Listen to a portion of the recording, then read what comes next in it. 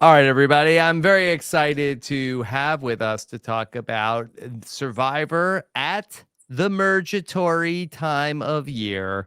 Of course, she had a traditional merge back when she played in Survivor Island of the Idols. Here with us once again, my friend, Karishma Patel. Karishma, how are you? Hey, Rob. Good. Thanks for having me. Always, Karishma, what's always love new? being here. Yes, What? so nice to see you. Thank you. Thank you. What's new? New season of Survivor. Yeah, I think we're like what halfway through. It just feels like it just started yesterday. It's crazy. I know. It Um, goes by so fast. yeah, yeah. But I the only thing I can think of is I have an 11-month-old. He's my entire life. Speaking Uh, of going by fast, Yeah. Yeah. He's turning 1 next month. We're throwing him a little carnival for his birthday, and that's it. I mean, life is just kind of all new colors now, so it's fun. you know, Karishma, Jeff Probst recently said on the Jeff Probst official Survivor podcast that he would be open to a Survivor generation season where the children of survivors one day play against the other children of survivors. Would you, uh, will you be training your son to one day compete in Survivor? Oh, I'll let Jeevan decide. No, Jeevan will absolutely be training for one day Survivor. Absolutely. I mean, it'll be a while. He's not one yet, but we're gonna start him early. Start him on hopefully he doesn't get his mom's hand-eye coordination. Hmm. Hopefully, hopefully he gets that from his dad. But yeah, that would be kind of insane to see me be able to pass that torch, I guess. Hmm. All right. Yeah. Well, Karishma, what else is new with you outside Survivor? Um, throw planning the kid's birthday work is just absolutely crazy. Just working all the time. And just sort of enjoying life, taking everything one day at a time. We have some family trips planned for this summer, and I'm just excited to just That's spend nice. spend time with the family, spend time with the baby, watch more Survivor. Watch more Survivor. Okay. Well, thank you for making some time to talk with us about everything that's going on. It's been an interesting season for sure, with a lot of big characters. Now, Mhm. I know you have recently gotten together for some. I feel like that Houston is really starting to be a big destination for all these Survivor viewings. Yeah, finally. We have some more Survivor alumni that are um close by so we can get together. I think it was about 2 weeks ago. We had a really, really great time watching the episode with Lauren, who is Yes. from right outside Houston. And then we had a couple other people like Geo came, Abraham was here. My good friend Carl was here. Yeah. The Um, Godfather.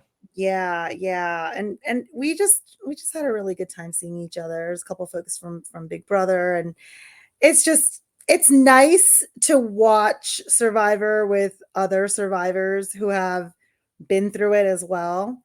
Hmm. We just kind of like, watching it kind of just should we just get it? We just know. And of course supporting our girl Lauren. Of course Yeah. supporting her, right? Well, I would Come love to on. know from you, how do you feel like she's doing? Because it has been a quiet run so far. I've seen her tweeting about, is tonight going to be the night that I'm getting confessionals? No, not yet. So she's been very underserved in the edit, and she does seem like that she's a big personality. So I'm not really sure what the disconnect is.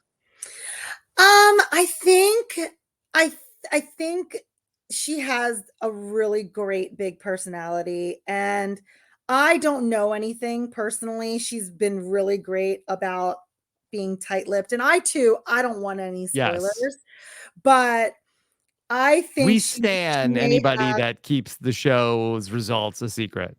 Absolutely. Absolutely.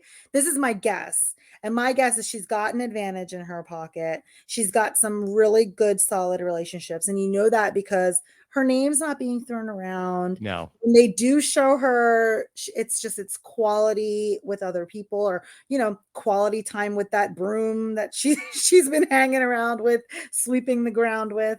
But I think she may have a couple big episodes coming up.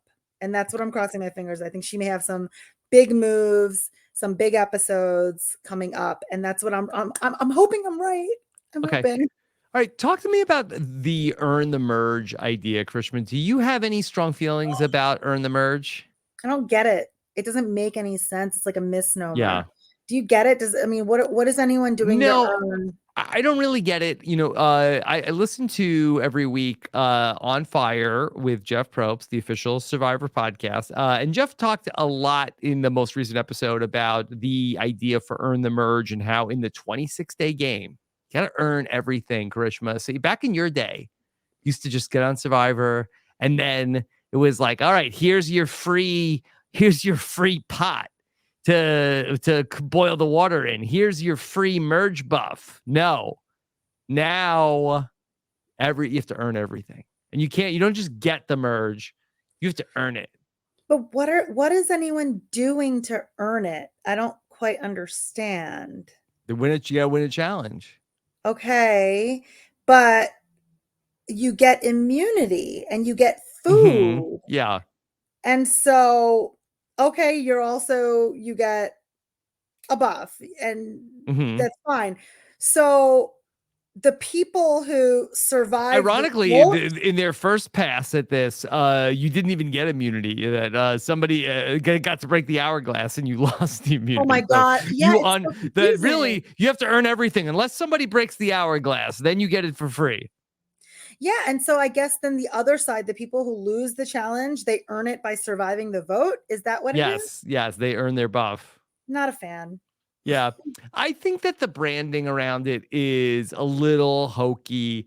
I don't mind the twist in terms of I try to look at it like you have 3 tribes that I think that they should go and that they should play as 2 tribes. I kind of feel like that this is like as close as we get to them playing like as 2 tribes where, okay, well, it's like 1 tribe, basically 1 immunity. And I try to like convince myself that it's a little bit like that, even though they don't vote as a separate tribe. Everybody's voting for whomever. And so we get the one vote here for earn the merge, and then it's over. I kind of feel like it's mostly a harmless part of the new era. Technically, they're merged, though, right? Now they are. I mean, but even they're living on the same beach. Everybody is voting. It's an individual game. Not an individual game yet. I guess not an individual game, but I'm trying to think, like, what is the person who's voted out not jury? Yeah, they're not jury. And I think that also at least is like a little bit. Yeah, there's like a distinction of like, oh, only the people who made the merge are on the jury.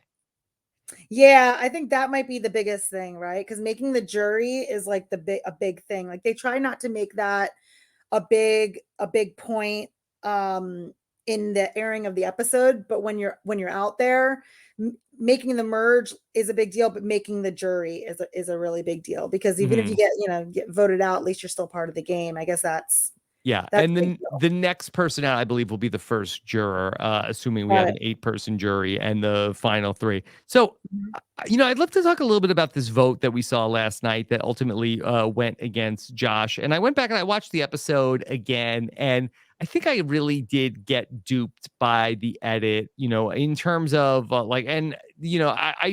I feel terrible when I feel like I got it wrong on the know-it-alls right after the episode, but it's right after the episode, and I haven't really fully like formulated my thoughts. And I really did feel like, was Brandon left out of the vote? Because Brandon voted with Josh, and because it was a little confusing where Josh, who got voted out, was part of like the vote split. There was a little bit like it was a vote split, but votes were going in 3 different directions. So it was a little more complicated than the average vote split. And me, Survivor podcaster, kind of got spun around. And I felt like that Oh, Brandon got maybe did he get left out of the vote because that he is one of the only people he's voting with Kane and Josh, who are the people on the bottom for Jam Jam, and that's probably Brandon's going to be the next person to go in the light of day. Karishma, Yeah. I feel like that this was much more likely that the Meat Brigade that we saw last week, where the Danny and Brandon conversation of like, okay, let's marry our houses together, of like keep our big strong guys together. It seems like that Soka and the people from Ratu got together to all vote out Josh and then throw a couple votes on Jam Jam just in case Josh had an idol. Yeah, I think that's exactly what happened. I think they wanted to vote out Josh, but then every vote, you're always going to have a backup. Whether you think that person has an idol or you think somebody else has an idol, which is always the thought, right? Especially in this new era, since there's like millions of idols everywhere. So you always have to have that backup vote. And then there's always the trick. Well, okay, what if the backup vote person, what if, that goes awry? Then that's when the third name comes in, right? That's somebody who might be scared, like, what if they switch to my name? I want to put a third person to save me. That may be what was, and that's what I was thinking about. What happened with Carolyn's vote. Carolyn. So Carolyn had the one vote for Kane, and that was on my list of things to ask you. What's up with that, Karishma? It may be that she was protecting herself. She thought maybe they might be a stray vote on her, and if somebody plays an idol, it could, force a tie or maybe fall on her. So maybe it was like, a self-preservation move. It could be a hinky vote just to play some games. A hinky vote. Who knows? I mean, That's maybe true. next episode we'll have a Carolyn confessional being like, ah, look what I did, which would be awesome because I love her. And it could just be like just sheer confusion. Maybe she didn't get the memo right before they left for tribal, and just complete innocent confusion. So Brandon, one of the people who ends up voting for Jam Jam on that vote, where most of the other votes are going towards taking out Josh. Does it matter if you are on the side that is voting for the person who is going home, or if you are on the person who is part of the vote split? Like, does that tell us anything about which person, especially not when it's like men vote for this person, women vote for this person? Is there anything that we can read into by Brandon being one of the people who either volunteered or got chosen to be one of the people to throw a vote on Jam Jam? I think it matters, and I'm not sure this is exactly what you're asking. I hope I get to what you're asking, but I think it matters to the extent that Jam Jam finds out that it was Brandon, right? That would make a big difference because, that would obviously skew or hurt his future relationship with Brandon. Brandon can't get away with putting his hands up and pleading, ignorance at that point because he got caught. He wrote his name. As far as who's willing, who's going to write the majority name down, who's going to write the minority name down. We've seen in the past, some people have just said, I absolutely refuse to write that person's name, so I'll go with the other one. We've seen that in the past, and that's told us as an audience where that person's loyalties lie or what kind of game they're trying to play. Maybe they're, what's the jury mongering? No, not mongering. Jury mongering. Jury mongering. I'm trying to think of the term where you're pandering. Pandering. Mongering. Yeah. Oh, it's been a long day, Rob. It's been a long day. Jury pandering, like that kind of thing. You know what I mean? Like, I don't want that person. I don't want to put that person's name down, even though I know they're going, because I don't want them. I want them to know that I didn't put their name down. We've seen that. I don't know. I think Jam Jam's gonna know. I think Jam Jam's gonna sniff out the three people that put his name down. I mean, because they were all red, right? All three votes. So he'll know. So, yeah. Yeah, he'll know one was Josh, and I think he's gonna sniff out who the other two were. Yeah, and that'll be interesting to see how he reacts to all of that. But Krishma, can he react? He's not in a position to react, so we'll just have to mm, see. yeah, but I do think that Jam Jam, he's so expressive that I feel like that he's not the type of person who's really going to hold back too Mhm. much. And they came up at the tribal council. Are there any players in this season that you feel like that you can relate to in terms of like the games that they have been playing, Karishma, Um, the games that they have been playing, or the situations that they've the been in? situations. I mean, I can relate to Carolyn Yeah, a lot, especially to the extent of like feeling left out at times, or feeling not understood, like being misunderstood. yeah, When the obviously she doesn't mean to be misunderstood, but it's just her nature, and sometimes things come out in a way that other people like are not comfortable with or don't quite understand. And I feel like I kind of get it. yeah, And I get it that sometimes it can really affect your confidence. So the next time you want to say something, or next time, like it's that much harder, because that, oh, it didn't fit in. I don't fit in, and it didn't fit in before. And I don't know. I just yeah, applaud her. I applaud her for continuing to be her, because I've been in that situation, and in that situation, I let it beat me. I let it beat me up. And it's so awesome to just watch her keep fighting, and keep fighting through the social anxiety, which she talked about a lot this past episode, which I can relate to. And just keep talking about, they don't believe me. I feel left out, but I mean, God bless her. She's got her finger on the pulse, and I really want to see her keep on going on. yeah. Yeah. I think one of the interesting things about Carolyn is that I think that she has something, and I feel like that I have this as well too. Is that I feel like that we've seen Carolyn struggle in groups, but do well in one-on-one Mhm. scenarios. So when it's just Mhm. her and Jam Jam, or just her and Carson, or just her Mhm. and Josh, like she's done well in those scenarios. But when it's like, oh, the group is together, that's where I feel like that Carolyn has not fit in that well. Yeah, exactly, and I can relate to that as well. I felt that. I felt that too. I was much more comfortable in smaller groups than with the big group. Kind of felt quieted in the big group, and in the smaller groups was able to kind of make those smaller conversations and smaller relationships.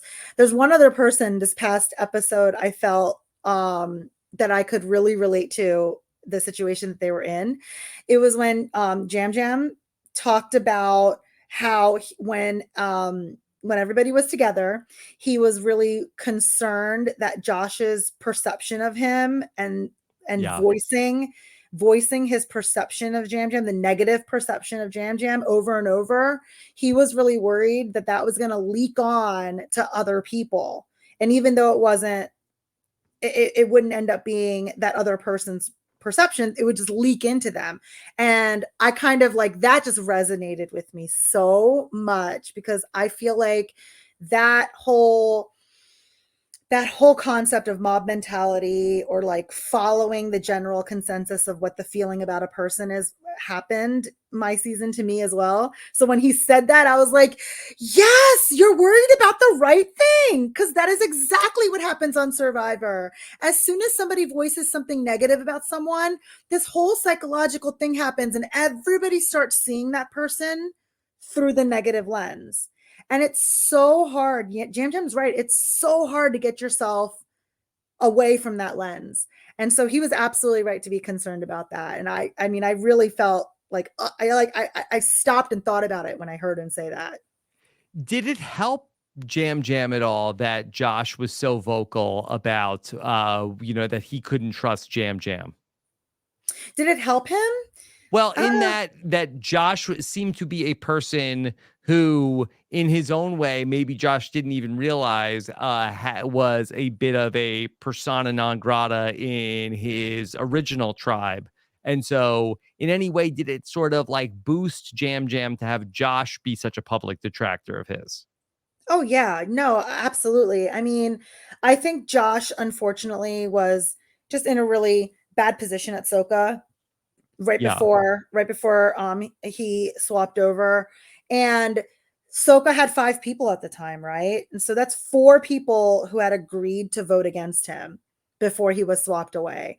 That's just a bad position. I mean, he just drew a really bad card. That's a bad position to be in when you, and then after that, what, Jam Jam and Carolyn would have voted him out. So that now we have 6 people who had already made up their minds about voting him out. So now, him being vocal in any way is just putting more attention on him. So he was Mhm. vocal about Jam Jam. I think it just put more attention on him. It's very interesting, the case of Josh, because Josh went and he went to go to Tika, and he was there and then really had his time there and didn't end it great with Carolyn and Jam Jam, and came back and was running into the arms of his old tribe.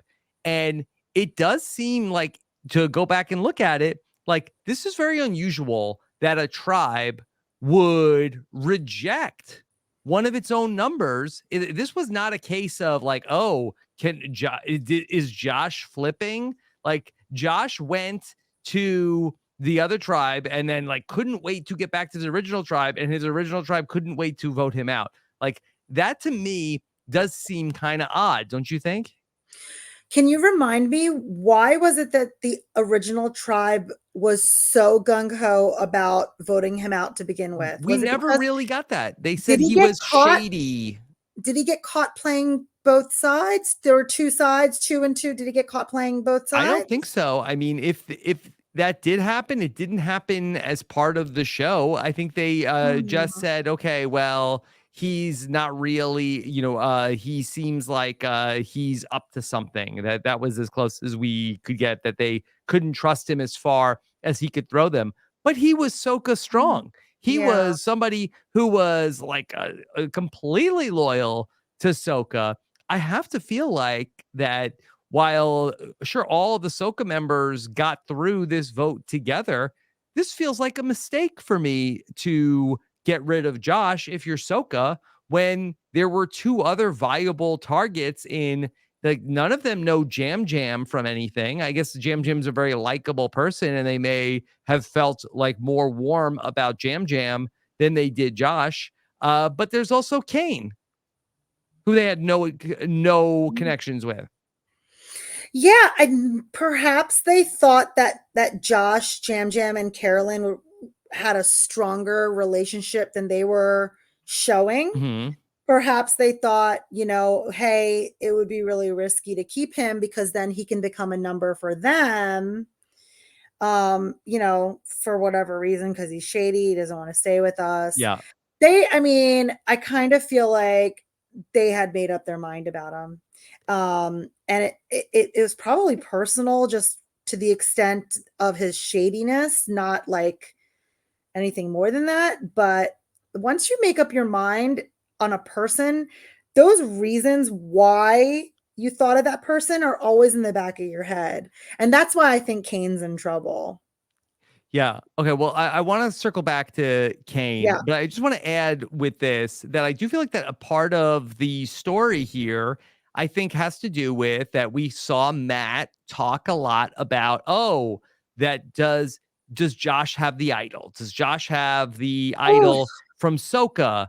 And that we saw, Josh, or sorry, Matt talking about, okay, well, if he has the birdcage idol, because we saw Matt find the birdcage idol, and then he's asking questions like, oh, do you think that he took the fake, or he took the real and then put the fake back in with the real note?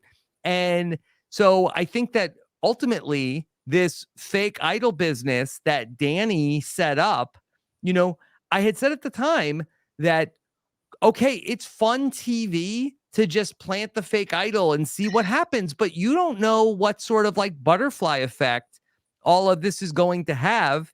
And I think you can make the case that, and again, we don't know the entire reason why Josh wasn't trusted by Soka, but I think that part of the reason why Matt wants to go vote out Josh here is because Danny found the real idol. planted the fake idol. Somehow Matt knows that the idol at Soka is fake, thinks Josh has the real idol at Soka, and now wants to, Matt and Franny want to vote out Josh because they think that he's got the real idol that Danny ultimately has, because Danny had to plant the fake idol for Matt to find.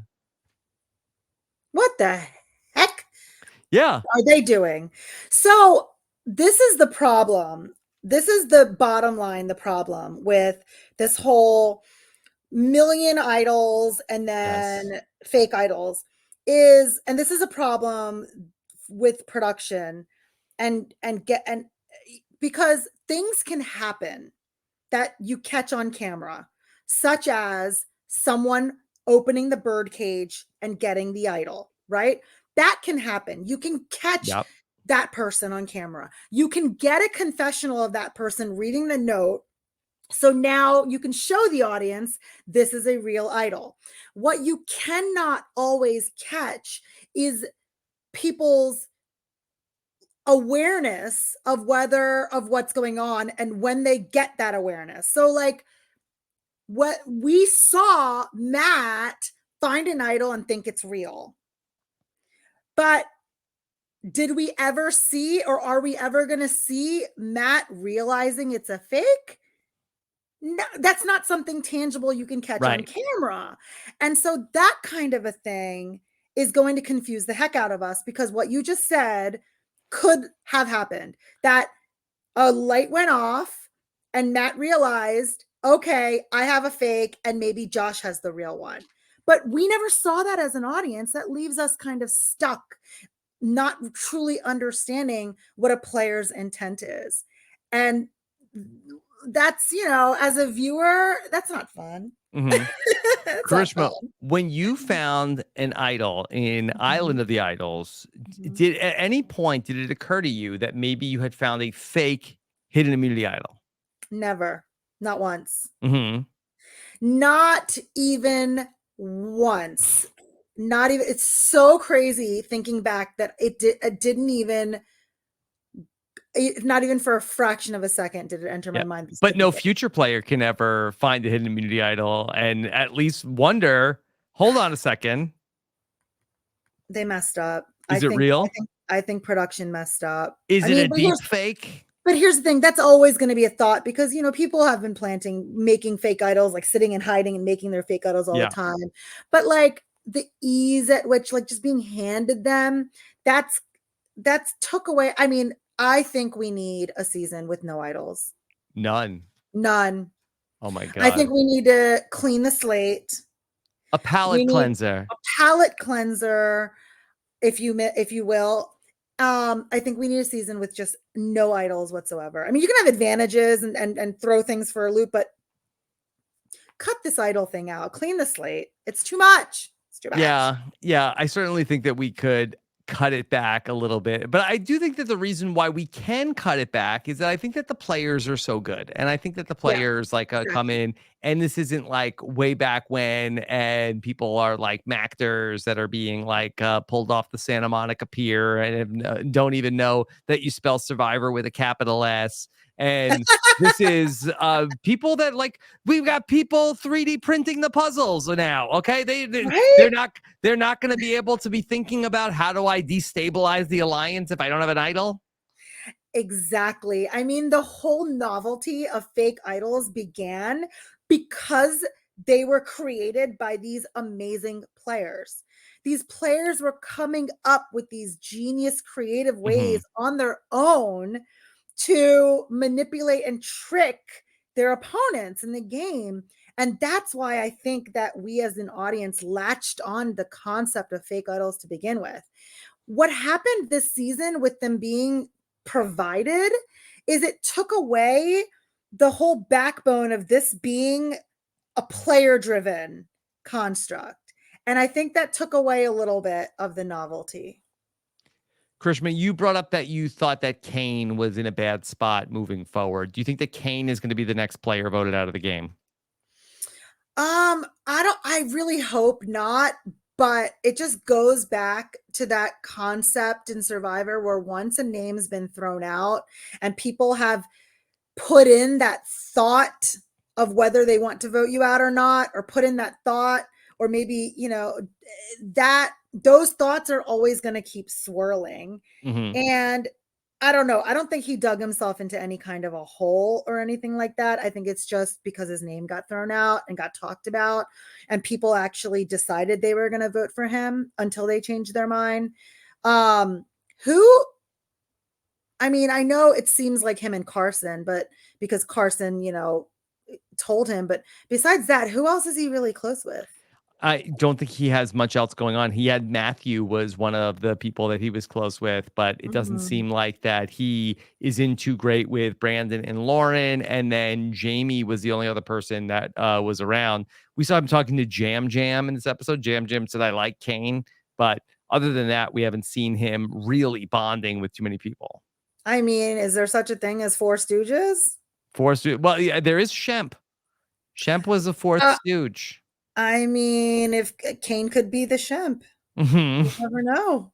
Yeah. Let's talk about those three stooges in Carson and Carolyn and Jam Jam, who seem like that they are in just look as far as like they've gotten a ton of screen time, so we're feeling good about them. But in terms of like where they are positioned in the game, it does seem to me as though the Soka group and the Ratu group came together, and I do wonder if that they're going to focus their attention on the, Carolyn and Jam Jam specifically next. I don't think so. I think they're going to forget about him. Yeah. I Well, think, then what do they do? They go after each other? boom, it's going to be a Ratu versus Soka. And I think Tika is just gonna sit back and just watch it all unfold. I think we Hmm. got Ratu versus Soka coming up. Yeah. Well, I do think that we saw in this episode where Carson has a scene in the beginning of the episode, Karishma, and Carson is telling us a little bit about what he wants to do. And actually, when he's talking about how he has an idea of that he wants to see a lot of the big targets go after each other, and then he has a plan. And I thought of you when he said this. I am so excited. Just the idea that the game is changing up and I'm not just kind of in this calm peacefulness anymore kind of excites me. And I'm like, chaos is about to ensue and I can kind of capitalize on it. Yes, he wants to pick up all the players that are at the bottom, Karishma, and chaos can ensue. Chaos is a ladder, you once It, said.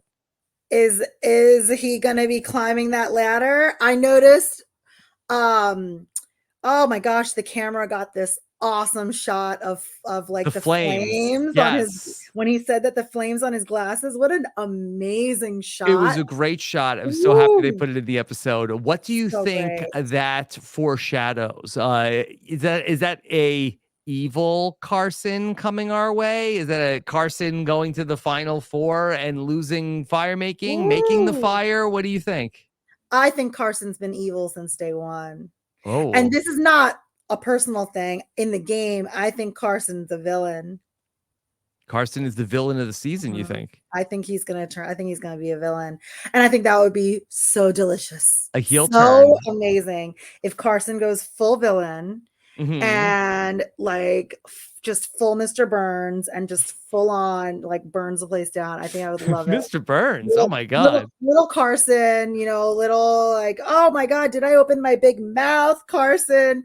I would love that. Yes. I would Yes. love if he just That like, did seem a little bit like give him an Academy Award for that moment where he's like, "Oh, should I have not done that? Was that bad?" Ugh. what Yeah. I've noticed about Carson is What? he's so fantastic. His body language is so disarming in every way. It's so, just like the way he moves, it's very, very disarming. It's very unthreatening. It's very vulnerable, but also there's nothing about it that like is offset. Like it's there. Like, even I was watching, even when he was doing the puzzle, for Yeah. example, and I know what it's like being in the spotlight trying to do a puzzle, people screaming. Okay, it's a lot. It's frenzied, and he just had this like disarming, like super lackadaisical almost body language to him. And then I saw what his body language was like when Brandon confronted him about telling Kane. And it was like the same, like his shoulders kind of narrowed in Yeah. and he became this little, and like, you kind of just want to like, just hold them and pick them up. And you don't realize this is probably the biggest threat in the game, if not the biggest threat in the game, because look what he just did with that puzzle. And hello, you all know Survivor. This is the puzzle is what matters, Yes. right? Yes. And then he just told the guy that you wanted to vote out that that his name was going around, and he got away with it, and people aren't putting two and two together. And I think that's credit to Carson's demeanor. And what I think is he's going to go full villain. That'll be very fun to watch. Yeah, I've been very impressed with Carson over the last couple of weeks that, coming in, and, we've seen so many of these seasons and, I see a young person coming to the show, a lot of big ideas. I'm a little bit more like, okay, I'll believe it when I see it. But he has, I think, been very polished so far through 6 episodes of Survivor. And I think that he has done a really good job of that. I think he has played this the way that you should play this as a young person, and specifically a young man, in that you really do want to be like deferential to the older players so they do not look at you as like some young young buck trying to like assert themselves, like Sammy last season, who is just a ball of electricity and super fun to be around. I do think that while he was very likable and charismatic, I do feel like people are like, oh, I don't know if I could trust him. He's got a lot going on. Yeah. Where Carson is just so polite and so soft spoken, and he does not present as threatening in any way. No, and he knows what he's doing. That's a thing. He's calculating. And I like that. And it's fun to watch. I think he's just excellent casting. Okay, Karishma, but I want to talk to you about the puzzles. Okay, whereas we're talking about Carson. All right. Yeah. And so we got to see in the episode where, okay, here is Carson. He like, as soon as I saw, like, okay, all right, here comes Carson. Let him do the thing. And then like Matt was just like handing him the pieces. Like, here, you do this. Go for it. It's ridiculous. Yes. I mean, they knew that he knew the puzzle. Yes. They knew that he knew the puzzle well because his audition video probably had him doing it in 30 seconds. Probably. Can I ask you, the video that we saw then in the episode, I did see some folks saying on social media, hey, it's not fair. They had a video of him doing the puzzle and then they put it into the season. Do you think that was from his audition video or a video that they had from before? Or do you think that after the season was over, they said, hey, can you send us in a video of you doing the 3D puzzle? Oh, it could be either. Yeah. I'm not sure. I hope it's the latter. I think it's the second. Yeah. I hope it's the latter because if it's the former, that would be really egregious. That would be really, really serious production manipulation of the game. And that would be, and here's the thing, another thing that a lot of people may not know, behind the scenes tidbit, by the way, at every challenge, there is a representative from CBS there. Yeah. To ensure fairness. Because I think there's some law or something in the contract where when, you're playing for money, a cash award or something, fairness is a quality that you need a neutral person, or that it's under CBS's authority to ensure fairness. And I think something like that would really muddy the waters, and I don't think it would pass the test. Well, I will say, and again, this is all of the things that we're going to say here about this are not like pro or anti Carson. Like, I feel like to Carson, like or about Carson, don't hate the player, hate the game. And that if they're going to keep reusing the same puzzles, then for Carson, more power to him. Anybody And people are, well, no, not everybody has access to a 3D printer. These puzzles are on Etsy, are Yeah, $25. I have that tree puzzle. I've never done it, but I have it. Somebody sent it to me as a gift. Yeah. I have like 5 or 6 of them, but it's mind-boggling that they don't have new puzzles. It is, and they seem to embrace this. It's like, hey, like it goes to show you that this is what you need to do. You pay attention to what we're doing out here, and it'll help you. But to me, it does seem a little wacky that this is what they want. Where if it's like if I was a teacher and I gave the same test every year, and kids came in and memorized the answers to my test, I don't think I would be able to go to the other teachers in the faculty like, look how much my kids care about passing my class. They memorize that my kids actually memorize the answers to my test because they care so much about. Isn't that amazing? Isn't that incredible? Oh my God. I mean, look, Survivor is also a business. Yeah. And the decisions that the business makes are always going to be self-serving. So let's look at this decision that the business made to use that puzzle I like again. this. Yes. Right? How is it self-serving? Well, it may incentivize people to go back and watch old seasons. Paramount Plus. Get Paramount Plus, right? This may be a Paramount Plus influence decision to put that puzzle in there, right?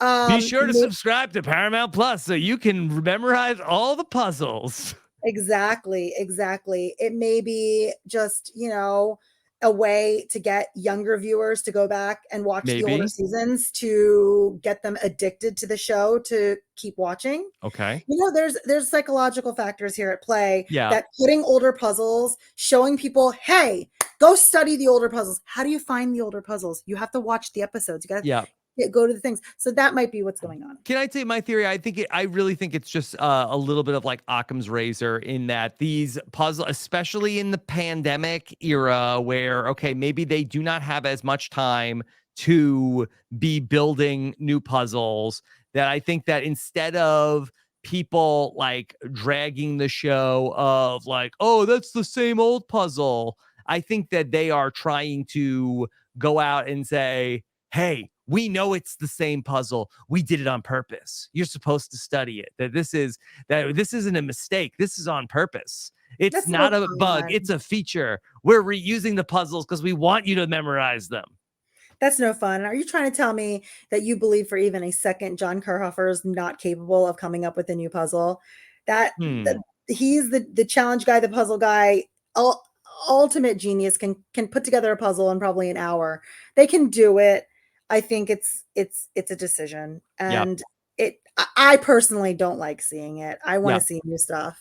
Well, I will say that different types of puzzles too, not just so I feel like it certainly comes off as impressive to people who are casual viewers who watch the show. And I know a lot of in following the discourse about this, a lot of people are annoyed and upset about this. And the question that I was asking myself was, should we be? Because if you are a super fan, and we can talk about the issues that have presented themselves with doing the 3 tribes and all of these things that are stacked against the people who are not the traditional challenge performers. Like, isn't this one area that kind of skews in the favor of the people who are not the typical, big, strong athletes who are probably not as likely to be studying the puzzles on TV ahead of time? Like, shouldn't this be like kind of an advantage for the people who are the same people who are complaining that they shouldn't be doing this on the show? Well, the whole point of having the puzzle aspect to the challenges, in addition to the physical aspect, is to give those less physically strong people who are better at puzzles, a chance to contribute and also succeed. Mm-hmm. But this is a third element here. This is like, so it's not, okay, physical strength, puzzle solving ability, and then third, memorizing old puzzles. Mm-hmm. And I don't like that. I think these challenges need to be testing the people as they are. And I that's agree. freaking In a out. perfect way, I agree. I'm just saying that the people who are the most upset about this are also the people that would benefit the most if they were on the show, Yeah. because they could, like, if Claire was able to tell the tribe, like, hey, you're thinking of voting me, I've memorized every single puzzle, everybody, like, put me in. Yeah, I Like, don't oh, know. that might be okay. That's food for thought. Okay, she's memorized every It's just, puzzle. I mean, I had a binder of pictures of Yeah. puzzles, old puzzles, but like not a lot, probably about 15 puzzles I picked, and I took really close up pictures and I put them in a binder and I Of the studied them. TV. Hmm. Yeah. I like I'm pause. so interested. I I hit really pause. I took pictures and I printed the picture. I'm so interested to know, like, how the different players have prepared over these last couple of years. Now, how did you think to do that, Karishma? Did did you see somebody else do that, or was this sort of like an idea that you arrived on I independently? started seeing puzzles show up over and over again. Yeah. I started seeing them reuse puzzles. And that's the only reason is they're reusing puzzles. So let me at the very least study some common puzzles. Hmm. So even if it's not the exact same one, I can understand maybe if there is a trend or a way that, you know, the design team designs them, maybe I can pick that up. It didn't do me very much good. Right. And I did not by any, not even close, memorize any of them. I had this binder with like 15 pictures in it, and I looked at it a lot. But I don't think even if I was given the same puzzle, I would have gotten to the point where I would have been able to do what Carson did. I was not. Hmm. I didn't get anywhere near there. Yeah, I Yeah. want to share something that I got in my DMs today, because there's been a lot of like talk online also about how, okay, well, Carson has a 3D printer, and so this really, favors people with privilege, that they are able to, like, they have an unfair advantage in the show. And I got an email or a DM from a woman who wrote to me to say, Rob, I have a feeling there's going to be a lot of talk about the 3D puzzle printing in the discourse this week. I just want to put in a plug for the public library. Most local public libraries have 3D printers that customers can use at a very low cost, usually just to cover the materials if the topic comes up. I'm hoping you can mention that fact to your listeners and Survivor hopefuls as an option. As a public librarian, I can't miss an opportunity to promote the library. Thanks. Love all you and your team do. So, if you are a Survivor hopeful and you are concerned about potentially, hey, how am I going to compete with the 3D printing people of the world? Now, I don't know what you take to your public library to do this. You're going to have to go I don't Google even that. know if I know what 3D printers do for certain or how they do it. It's Can just you bring so. your binder to the Well, library and they make the puzzles from that? I put an episode on TV. Yeah. I hit pause. I Hmm. took a picture of the screen with my cell phone, and then I printed that And picture. was I any am part of old that school, useful? man. Yeah. Was any part of that No, helpful? No. No. no, no, because your brain, my brain, not everyone's brain, my brain went haywire in starvation. Yeah.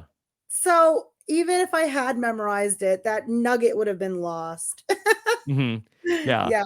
But the thing that, I don't want to single out Carson because I suspect there were probably other people in the cast Oh, also. yeah. And, Everybody James was. from Survivor 43 was like there was 5 people on my cast that could have done that. And so it's just like, it's not only Carson. And we saw Matthew earlier this season talk about the challenges. And I don't know what has to happen where if every single person on the show has like the puzzles memorized before they have to say like, okay, well, let's try to mix things up. Well, it's $24.95 on Etsy. Yeah, that They one. all are. Yeah, So, I'm going to get them. I mean, this is a great advertisement for the Survivor Etsy stores. absolutely. And then you can just do tangrams to learn, a lot of the other ones. So Hmm. I don't know. I like seeing new stuff. I like Sure. seeing people challenged in new We want the ways. new hotness. Yeah. Yeah. Okay. I want to see people's strength because I always stand by that strength has different definitions in Survivor. It's not just physical strength. So there's so many different ways somebody can be strong. I want to see those get challenged. I want to see those. I want more like freaking history lessons or like trivia or like something new ways to You want test like multiple people. choice questions about like the history of Fiji? I don't know. I thought that I liked that. I'm a nerd. I liked that crap. How many seasons did that? Like 1 or 2? I No, liked. they did it for a while. I think it was really until they stopped bouncing around.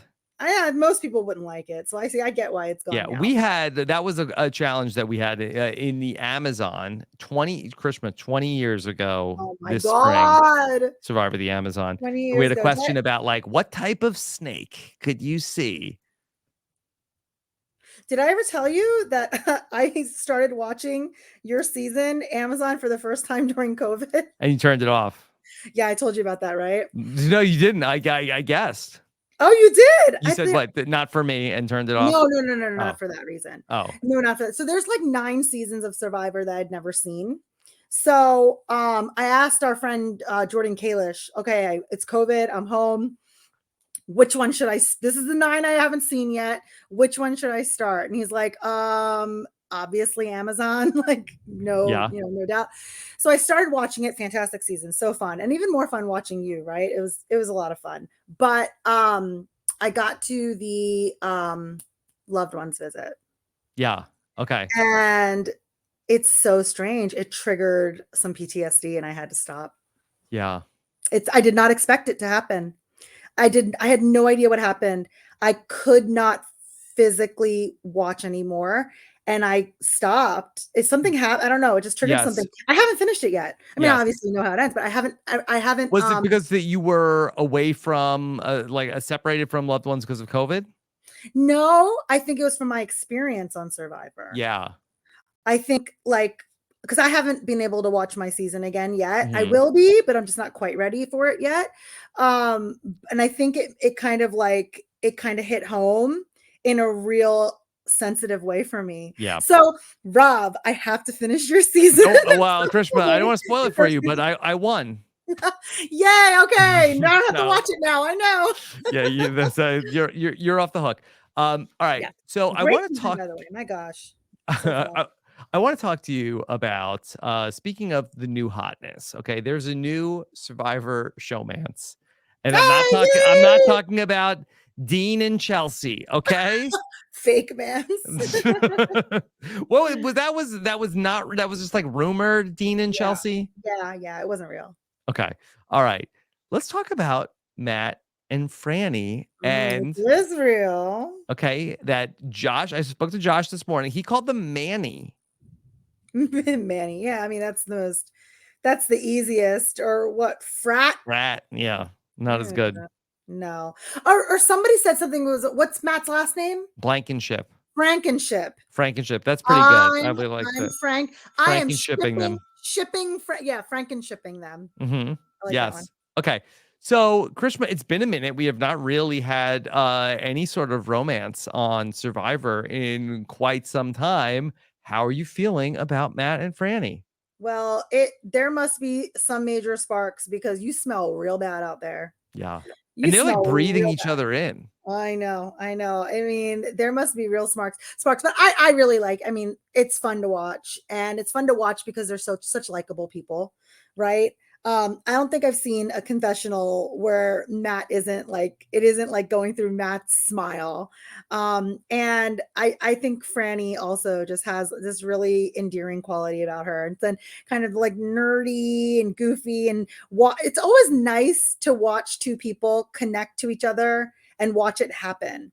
And I feel like as an audience, we got to see snippets of these two connect, which is so cool. And it's something that a lot of people in the world are looking for and really want. And, I think just watching it is so much fun. But you're playing Survivor. Yeah. So that is always going to put a target on your back. Yeah. And that is going to be a big problem. It's going to be a big problem moving forward because I don't think it's a secret at all. And it is a big no-no in Survivor to have an alliance like that tight. Really. Yeah. So I think what's a little bit interesting about Frankenship here is, traditionally we've seen where, these showmances are happening. And I feel like that in terms of like the pecking order, I feel like they tend to be like a little like higher up in the hierarchy. Whereas Matt and Franny, I feel like are more players that are towards the bottom. Do you feel like that makes them less threatening? That, okay, they're together, but they're not really big decision makers. Like they're sort of like not seen as people who are like in Survivor All Stars, for instance. Another one of my seasons that we That don't I need to have talk not about. seen. That I have You're not fine. seen. You're fine. I won that one also, Karishma. Oh, good! Yay, but two-time winner. yes, yes. I did it before Sandra. But so Rob and Amber were at the top of things. So and it's one of the things that like that they like, and maybe it's like a chicken or the egg situation of that they were like such an unbreakable duo, and they were sort of like at the top of things, and it made them even more dangerous because you had two people like at the top. But Matt and Franny are kind of like not super. I don't think either of them are seen as like super threatening. No, but here's the thing. If you don't think that Matt and Franny are decision makers or driving forces at all, I want to ask you, who do you think is? In that group, well, I feel like that Danny has been very outspoken as sort of like the person who is the leader. Although I do feel like that Matt and Franny were driving that it should be Josh, the person who gets voted out, more than Danny was. Anyone else in this merge group you think is a driving force? I really don't know. I think that Carolyn would like to be a driving force, but nobody is listening to her, and we really didn't get to see too much of what was going on. We got to hear a little bit of what Brandon wanted to do, but we saw that Heidi and Lauren were working together, but we didn't really get to hear what their agenda was. Yeah. We just really saw Matt and Franny pushing for Josh. Yeah, I think it's still up in the air. So, in response to what you were asking, I think where Matt and Franny sort of are in the hierarchy is still a gray area. I think that they think that they're running things. And I really hope, and I love watching them. And I think they are humble players and they're good players. But if it gets to their head, then that's going to be very, very dangerous because there's enough people around. There's enough people to bind together to go against them.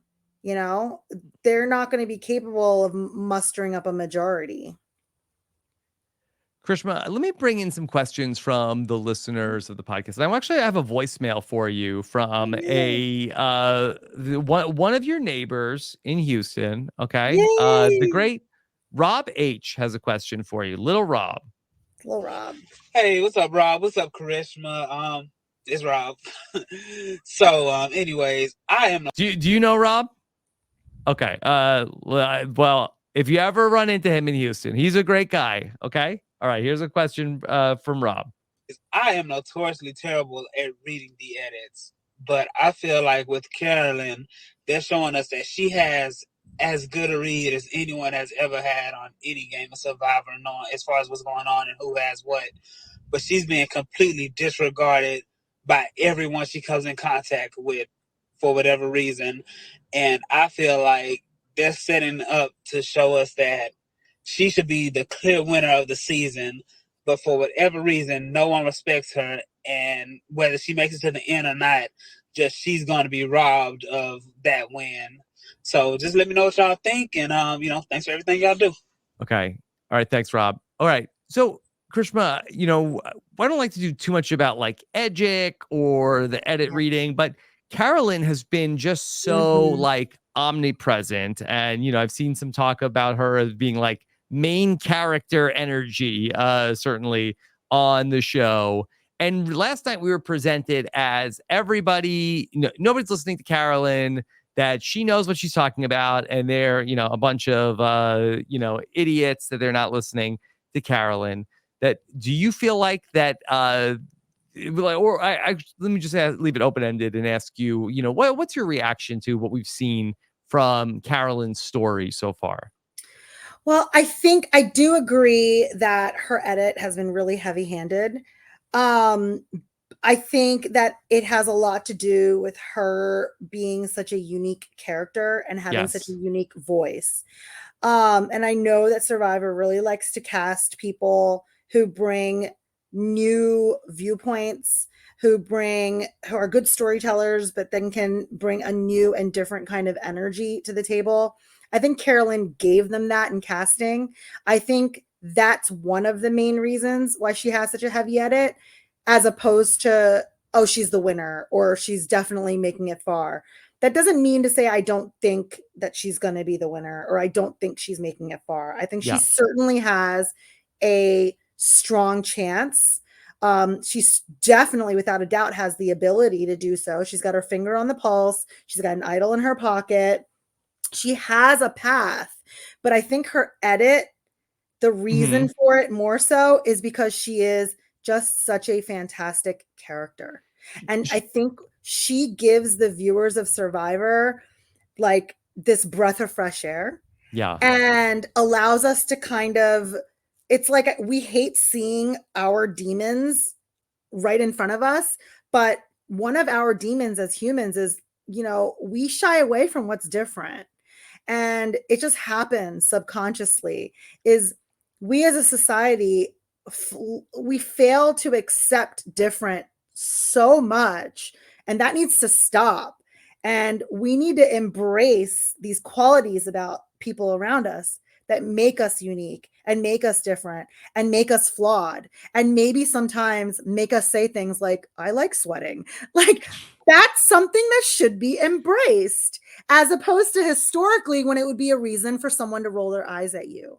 And I love that, not just like Survivor, but I think community as a whole is moving towards that. So going back, that's why I think we were seeing so much of Carolyn, and I'm also cheering her on. Yeah. I wanted to bounce this off you. That do you feel like that? And again, I don't even want to say it's like comparable in terms of how much we've gotten, but I feel like that maybe the most similar character to Carolyn. Do you see Elaine from your season as being like having like a similar type of response from the show? Yeah, from response from the show for sure. I mean, I know that they saw a quality of Elaine that an audience would latch onto. Yes.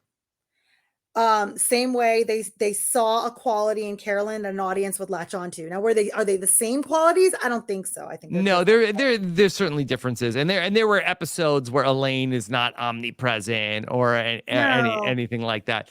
But I do feel like that, like where, and then Elaine like gets like a big like send off ultimately when she gets voted out, and it's just like, we can't beat you, that's why you have to go. And she gets like the big like sweeping like music and like in her goodbye. I will stake my everything on this prediction. Carolyn will not get to the final three and lose. Okay. The people, you thought it was bad when Cassidy didn't win. You've seen nothing. Okay.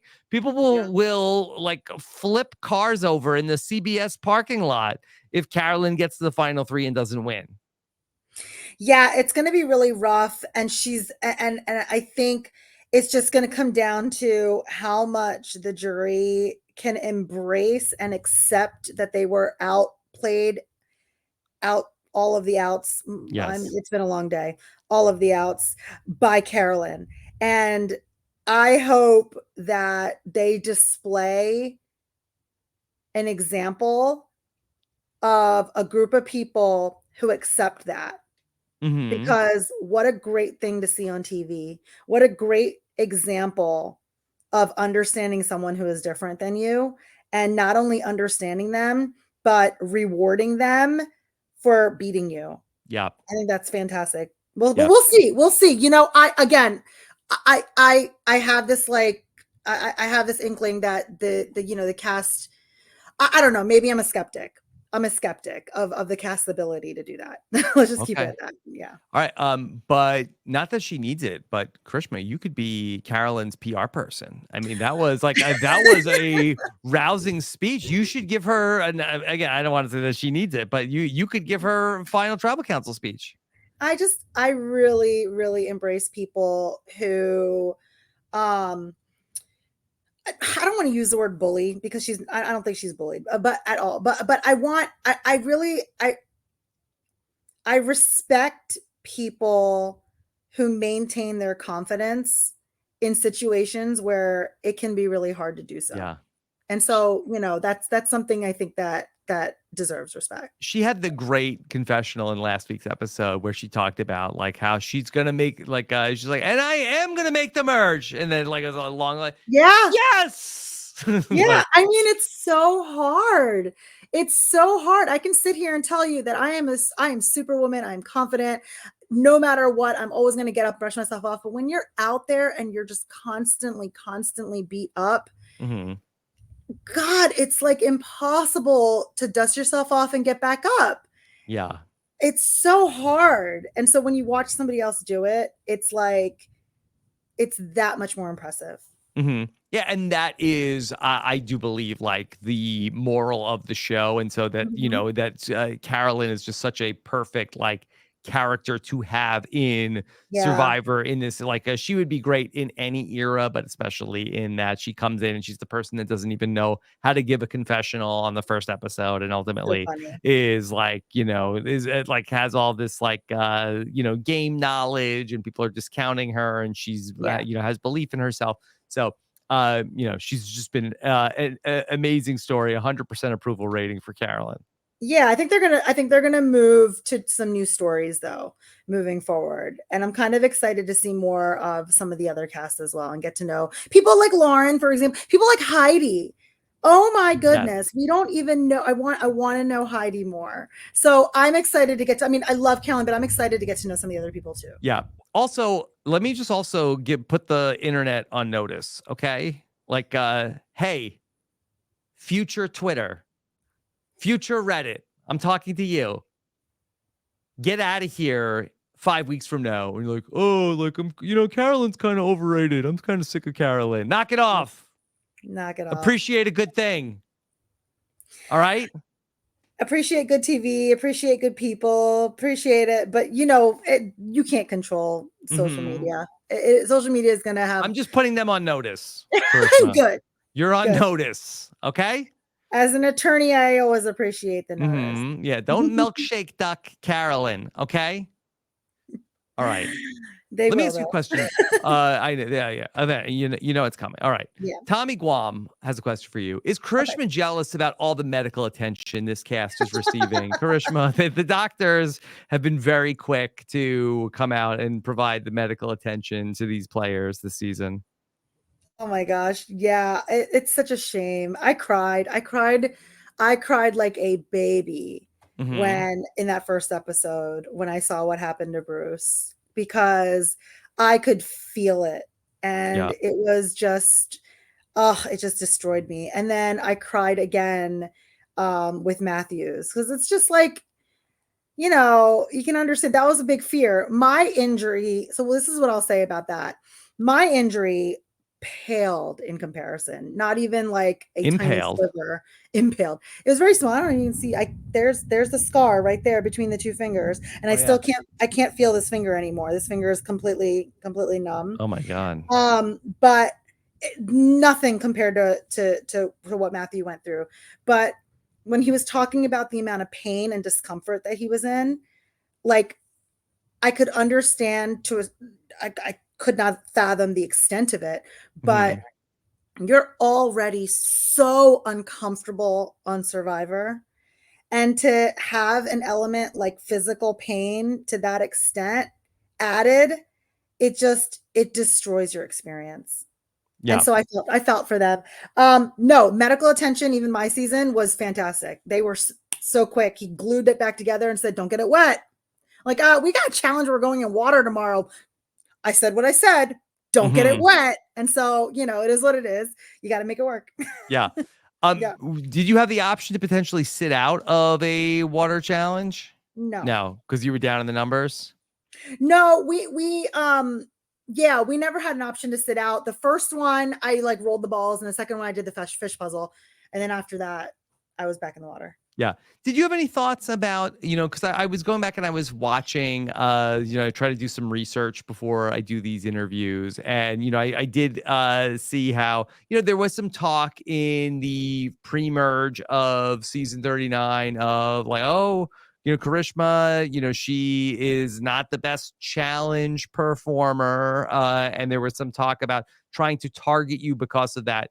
Did you have any thoughts on how things have gone for the women in terms of voting out women who were potentially looked at as poor challenge performers this season? I mean, again, I think it's so ridiculous. It's multifaceted, right? It goes to the whole thing where like, how is strength defined, first of all, Yeah. right? That first and foremost, like what a man with muscles is more stronger than a woman who could potentially be the closer in the puzzle or be small and nimble enough to get down through the sand faster than you could ever. You know what I mean? What does strong even mean? But then rewind, got to look at the big picture. Why would they be orchestrating challenges that only favor one particular kind of strength, right? And that's something that you can take a few steps back as production and fix moving forward. Maybe remove the elements of the challenge, or having so many elements of a challenge require brute strength that a woman just physically won't have. If you replace those and make it equal to things that a woman would be better for versus what a man might be better for, then it could be an equalizer. It's just all these challenges have a lot of elements that require that like a group of women are not going to be able to get that big ass Indiana Jones ball over the hurdle. They're just not. Okay. Oh my God. What was that? Was thunder?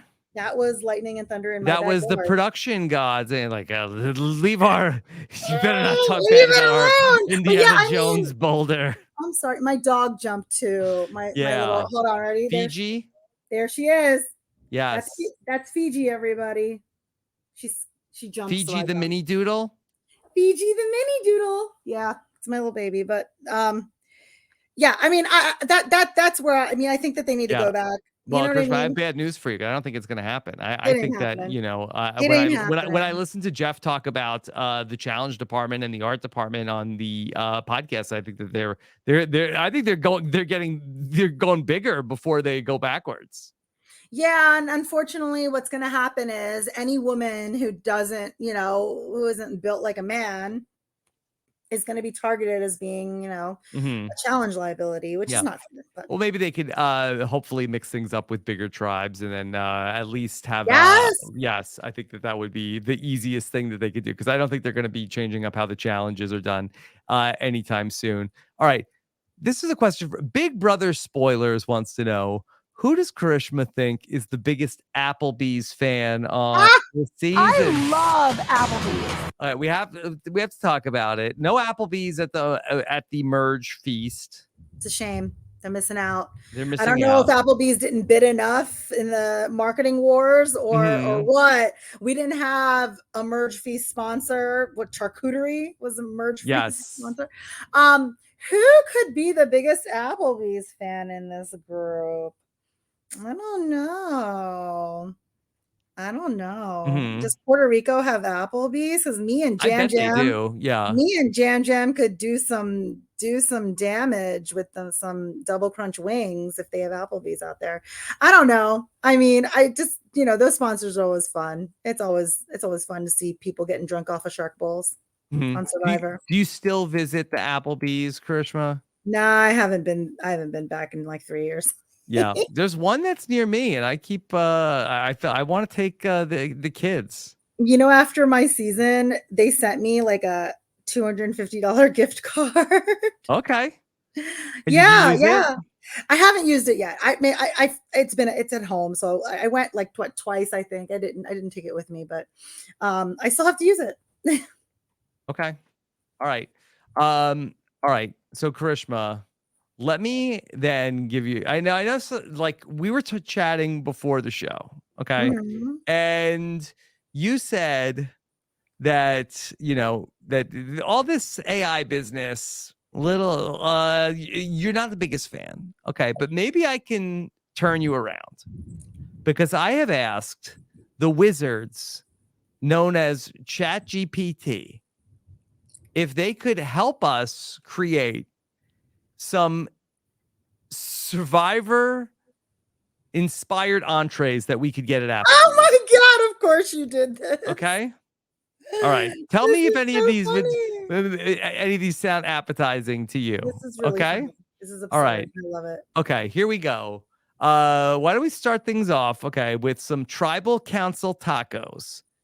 Featuring 3 soft tacos filled with your choice of grilled chicken, steak, or shrimp, topped with tropical pineapple mango salsa, shredded cabbage, and a spicy chipotle mayo, served with a side of black beans and rice. This dish brings the heat and excitement of tribal council to the table. Thumbs down. Oh, you're out. Okay. Thumbs down. And you want to know why? 'Cause Why? you don't want You don't want to tribal. be a tribal. Okay. All right. Fair enough. Fair enough. Okay. All right. Number 2. We have a castaway coconut curry, a hearty and flavorful curry made with tender pieces of chicken or tofu, bell peppers, onions, and bamboo shoots, simmered in a rich coconut milk sauce infused with lemongrass, lime leaves, and galangal. I have no idea what that is. I don't know what that is. That might be it. made up. That might be made I'm up. a thumbs up it because served over a bed of steamed jasmine rice. This curry will make you feel like you're dining in a tropical paradise. Well, the 2 foods that you have on Survivor, not in the new era, but old school, our era, is coconut and rice. So that's good. That's a winner for me. This is a winner for me. All right. We've got Immunity Idol skewers, grilled skewers featuring a combination of marinated chicken, steak, and shrimp, accompanied by an assortment of colorful vegetables, all grilled to perfection, served with a tangy peanut dipping sauce and a side of island-style fried rice. These skewers are a delicious tribute to the coveted Immunity Idol. So the idol, that's a sword. Yes. And the idol, that's that's a shield. Yes. So we got the meat on the sword served on the shield. Yeah, I'm gonna pass that one. Okay. Pass. All right. There's also a outwit, outlast, outplay burger. Outwit, outplay, outlast burger. And a merge feast salad. No one is eating salad at the merge feast, y'all. That's not good. Listen, next time, a tip for future players: if you're at the merge feast and you look around and someone is eating salad, vote them out first. Why? They cannot be trusted. They can't be trusted. You don't eat salad at a merge feast. They cannot be trusted. That is your threat. Get them out. Could you eat salad after you've already you've already filled up on the other stuff? But it's like, I don't want to get sick. Let me just eat some of the salad. I want to keep eating. You're not wasting the space in your stomach for salad. Okay. And if you are, you better be voted out first. Okay. All right. So, Karishma, I know you are also if not the biggest, one of the biggest fans of Friends. Oh my gosh. Huge fan of Friends. Could I be a bigger fan of Friends? I don't know, but could you cast Friends with the cast of Survivor 44? Oh my gosh, what an amazing season, or what an amazing question. Okay, let me think. I'm gonna I put some thought into this today. Lauren is Monica.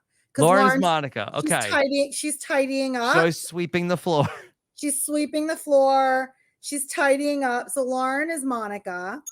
Okay. Carolyn's Phoebe. Yes, that's the easy one. Carolyn's our Phoebe. I think there's 2 no-brainers. Yeah. So let me think who else. Hold on.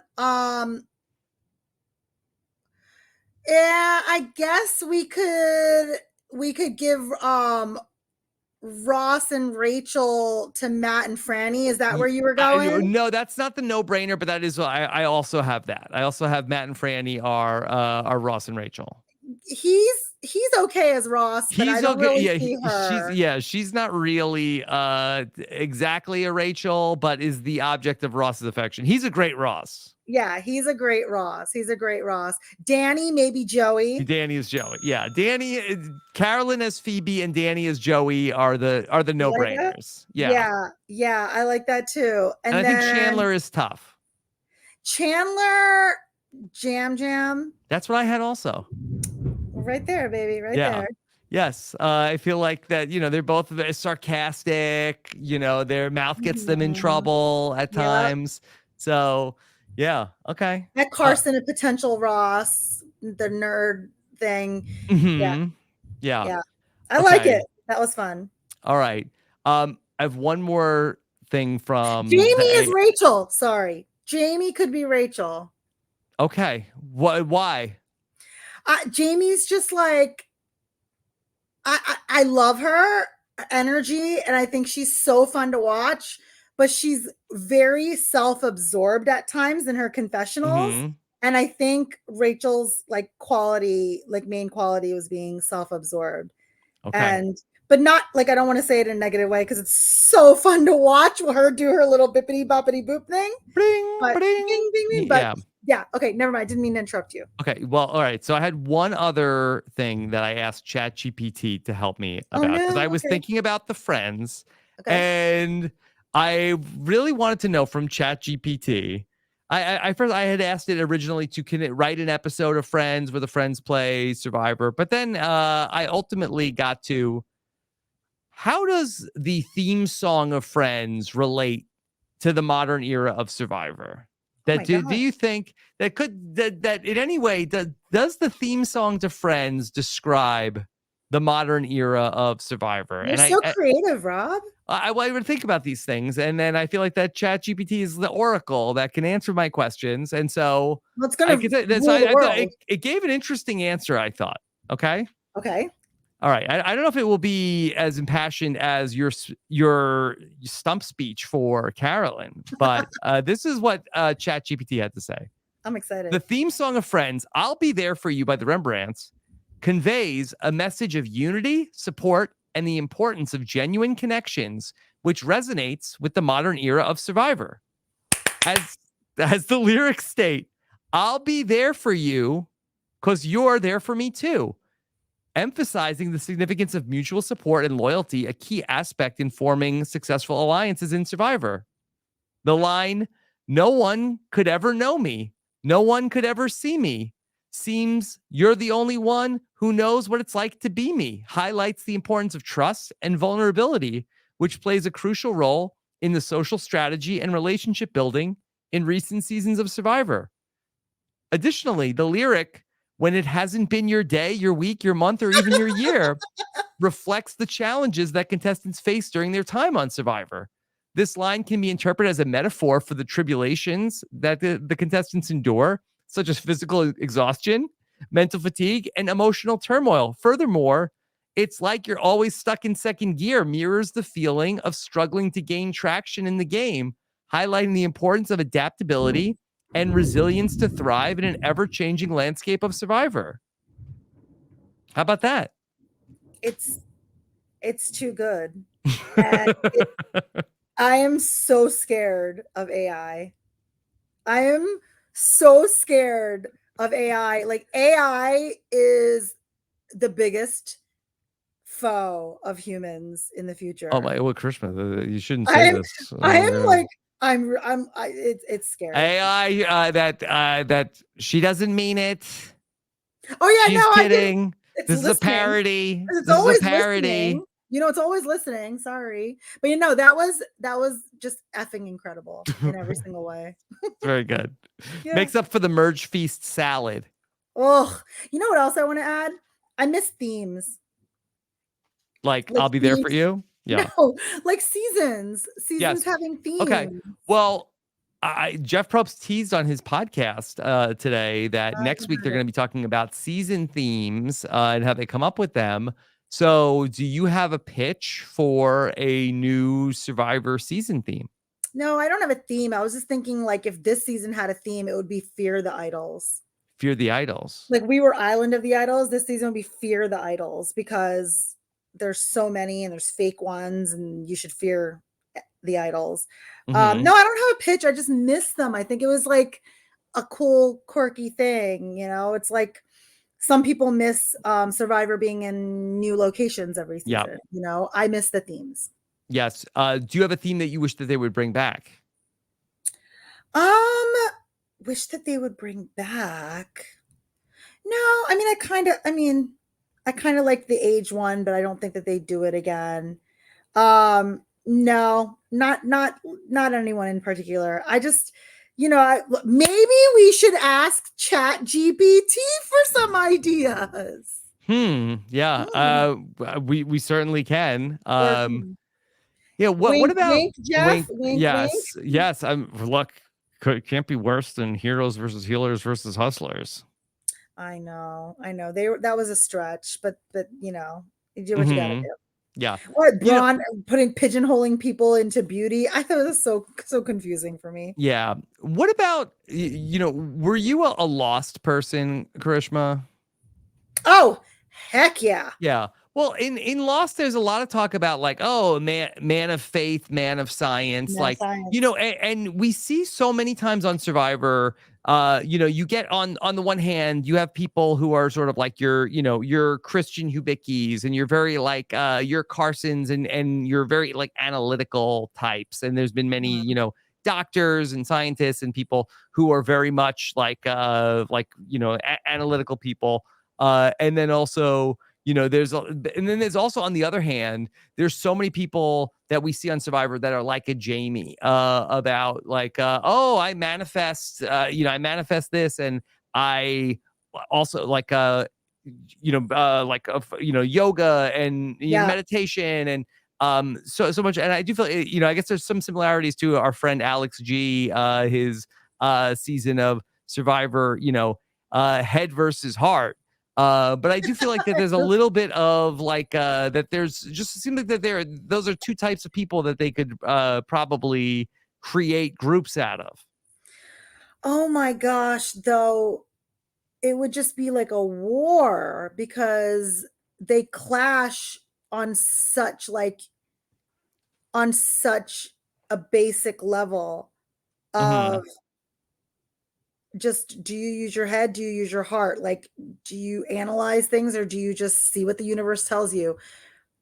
That would clash. That Mm-hmm. would cause a lot of clashing. So, I Mm-hmm. mean, it would be interesting to watch, but I fear we would end up with like two sets of caricatures of people. Yeah. And Yeah, the thing that we miss the themes because we don't get them, but then we forget how much that Jeff like keeps bringing them up at tribal councils. Yeah, Yeah. for sure. For sure. I mean, we'll see if he ever brings back themes. I mean, they have to do a shift at some point, right? I think that they have to. We've done 4 seasons of the new era, quote unquote. There's going to have to be a shift again at some point. Yeah. So, I mean, we'll see what it is. Do you need a minute? No, I'm just getting my charger. Oh, okay, just getting a charger. Okay, this is fun. Yeah. We're on the move with Karishma. This is this is like turned into the West Wing. We're walking and talking. Yeah, and look at this little Fiji just waiting for mama. Okay. Hi, baby girl. No, I'm here. I just needed my charger. Being very good. Yeah. Especially during that thunderstorm. Yeah, it's bad, and it's going to be really bad all weekend here in Houston, unfortunately. So. Okay. Yeah. Let me give you a question about how about from Pranay, who had a nice message on Twitter for you today. In Josh's situation, how can you mitigate a potential game saving lie, bluffing a fake idol as a real idol post swap that makes you a threat post merge? Is there anything that Josh could have done differently in terms of his stories about the idol? I don't understand what Josh was doing. Do you? So I asked him about it a little bit today, and the issue was that he just like had a lot of stories that were out there. He told Jamie the truth, but I think that he felt like that the idol was probably protecting him more so than it was making him a target. But I think him like volunteering that information, I think only helped increase his threat level. Yeah, and I don't know if he realized or didn't realize, like, people are going to compare notes. Mm-hmm. You know what I mean? Like people are going to compare notes. One person's going to say, oh, he told me it was real. And oh, he told me it was fake. And boom, that fact alone that you told two different people two different things could potentially put a target on you. So I don't know. I was a little bit confused. I think Josh like has convinced himself that he needed to fabricate a lot of stuff. And so he went in attempts to do it instead of thinking, maybe, it would come back and bite him.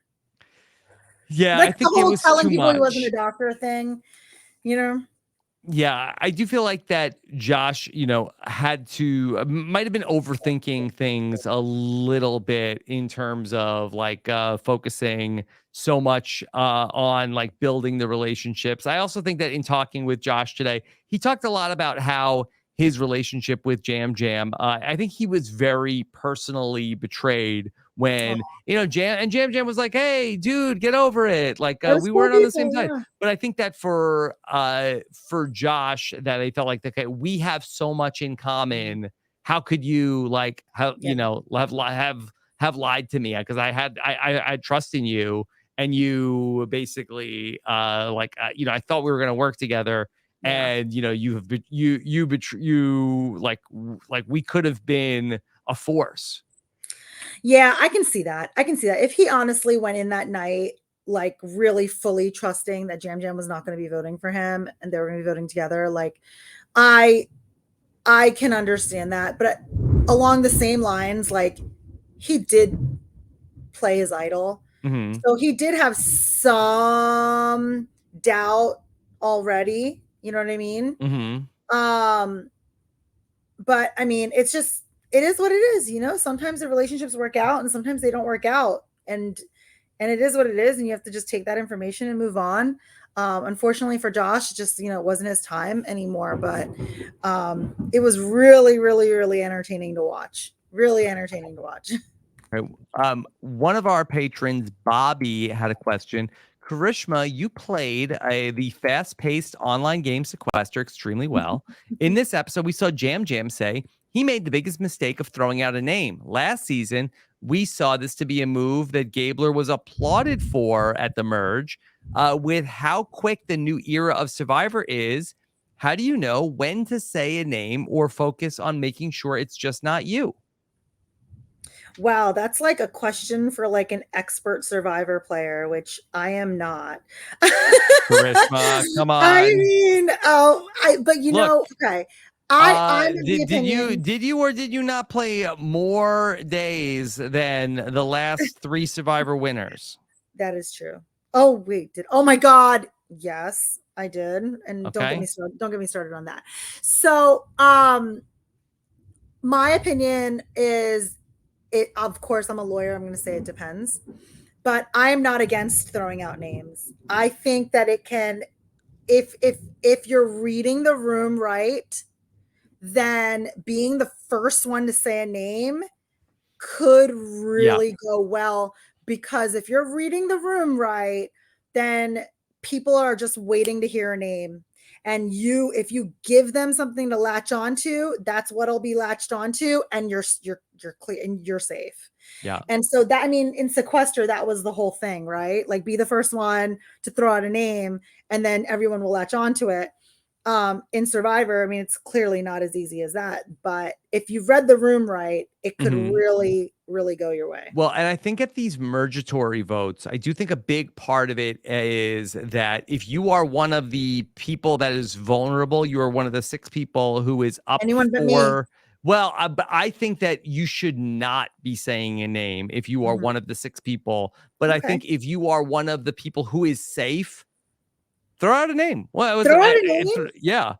Throw out a name, like and like find out who from the vulnerable group, like get in with some of those other people so they'd be really, really quick to join you. And especially throw out a name at that merge feast, because just like we saw with Gabler last season, Gabler's like, well, I'd like to vote out Ellie. And everybody's like, okay, sounds good. All right. And then we went back, and then, Ellie like had nowhere to go. everybody was like, okay, great. The Gabler wants to, especially if it's somebody from your own tribe. And we saw, Matt and Franny being like, yeah, we're good with Josh. And that ultimately ended up being the name. I think that Jam, where he kind of got in trouble in this episode, was he was saying to Danny, like, hey, how about Josh? And Danny was like, let's see. Let's wait and see what everybody comes back and says. It's like, hey, you're in no position to be throwing out a name, sir.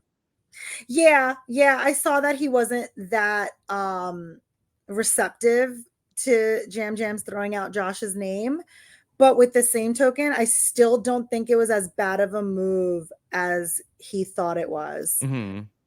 It was a good read. It was a good read that he's like, okay, these guys did not like my idea. Yeah. And at the very least, like when they did find out that the same person, it was still Josh's name coming out on the safe side. Yeah. It may have created a bit more of a force towards Josh. Mm-hmm. Okay. So, to save him. Okay. Caitlin has a question for you, Karishma.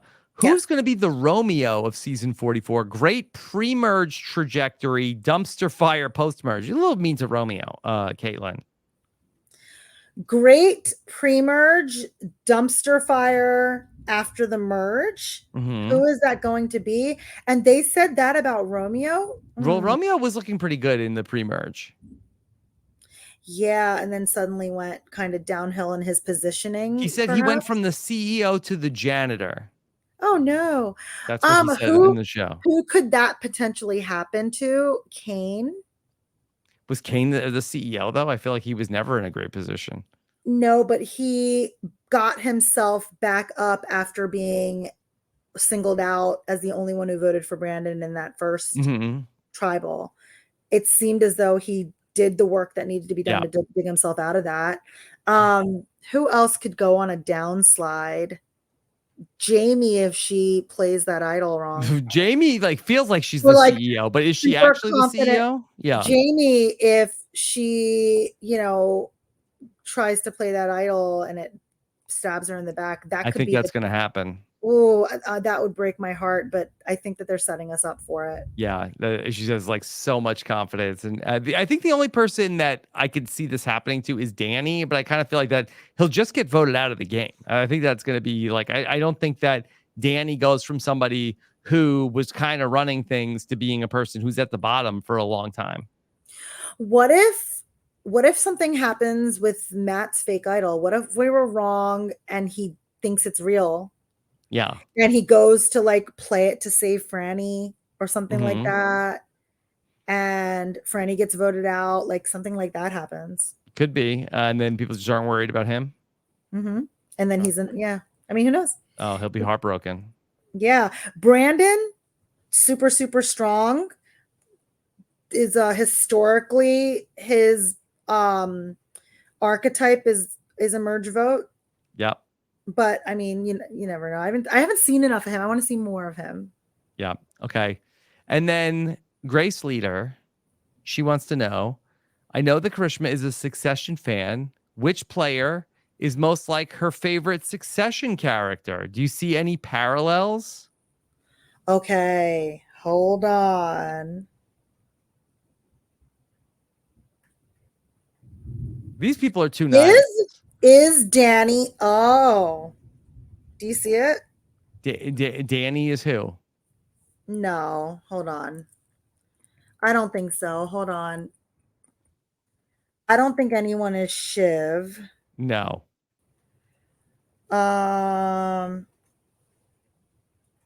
These are nice people that they put on Survivor. And these are not nice people. There's no Roman here. There's no Kendall. Danny could be Kendall. You think so?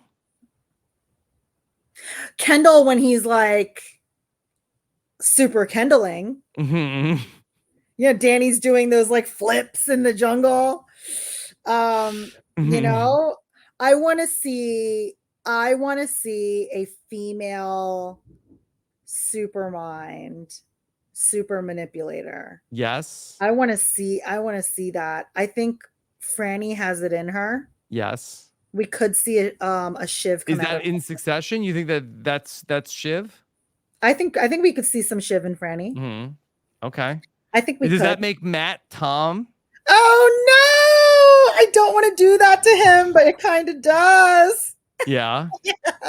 It kind of does. I mean, oh my god! And I'm not gonna make anyone cousin Greg, although I love cousin Greg. I think Kane is the cousin Greg. Is Kane cousin Greg? It's Are possible. Oh my god, it's possible.